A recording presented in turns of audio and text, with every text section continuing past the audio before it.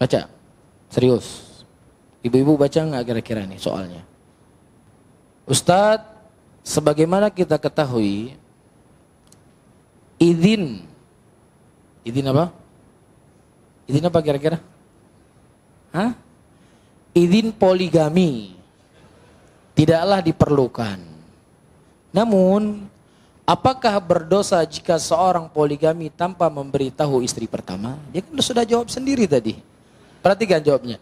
Sebagaimana kita ketahui izin poligami tidaklah diperlukan. Kan sudah dikatakan tidak perlu kan? Namun apakah berdosa jika seorang poligami tanpa memberitahu istri pertama? Sudah dijawab belum? Sudah dijawab. Jadi nggak perlu saya jawab lagi. Yang bertanya sudah jawab, tidak diperlukan. Iya kan? Perlu nggak ditanya lagi? Ya nggak perlu ditanya lagi. Hah? Oh perlu rincian dalil. Taib, ayo ikhwah wal akhwat rahimani wa rahimakumullah. Nah, poligami itu tidak mesti ada izin dari istri yang pertama. Tidak ada satupun dalil yang menunjukkan harus ada izin. Ya, begitu juga ketika antum keluar dari rumah antum, mau safar itu juga nggak ada izin sama istri.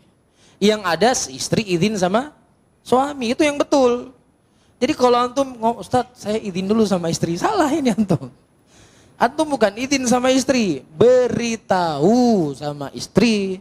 Nah antum sebagai kepala rumah tangga bisa memahami sendiri, saya sebagai kepala rumah tangga bisa nggak keluar rumah. Kalau saya melihat saya nggak bisa keluar rumah karena akan jadi mudarat, jangan antum keluar. Iya, walaupun istri suruh pergi. Tapi kalau seandainya kita lihat ini akan tidak ada mudarat, tidak ada hal yang menghalangi apapun. Sementara perginya antum ada maslahat di situ, itu istri cuman dikasih tahu bukan dikasih izin, jangan kebalik. Ar-rijalu qawwamuna 'alan nisa. Laki-laki itu pimpinannya perempuan. Jadi yang namanya minta izin, pemimpin minta izin atau yang di bawah pemimpin minta izin?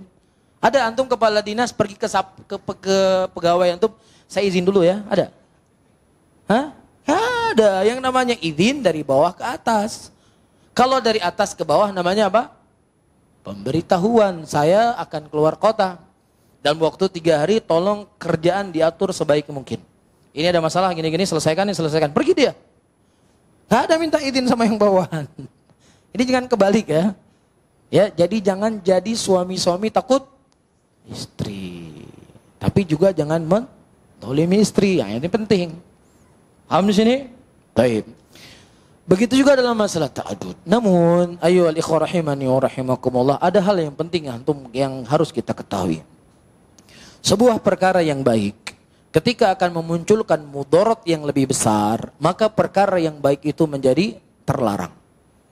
Rasulullah sallallahu alaihi wasallam pada waktu itu pernah menegur seseorang yang dia sholat sangat panjang.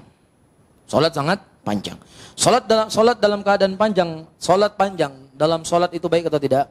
Baik, bagus. Bagus ya. Tetapi ketika sholat yang panjang itu memberikan mudarat, maka dilarang, nggak boleh. Jadi jangan sampai antum ingin membangun rumah yang kedua, rumah yang satu jadi hancur. Nah, itu antum harus perhatikan. Jangan sampai antum menikah, kemudian anak-anak yang jadi terlantar. Maka itu menjadi zalim. Jadi hukum syariat itu diikat dengan hal-hal yang selalu di dalamnya membuka pintu-pintu kebaikan. Karena tidak ada satupun syariat kecuali di situ ada kebaikan. Gak mungkin syariat itu mengajarkan kepada kejelekan dan kehancuran. Tetapi orangnya yang terkadang membuat perkara itu menjadi jelek. Adapun asal syariat itu indah. Makanya antum harus punya taktik. Ketika antum mau menikah lagi, antum harus punya taktik. Jangan selalu dihantui poligami itu sesuatu yang mengerikan. Ketika istri salah, awas ya, kawin lain. Takut nggak dia? Takut. Pasti takut dia.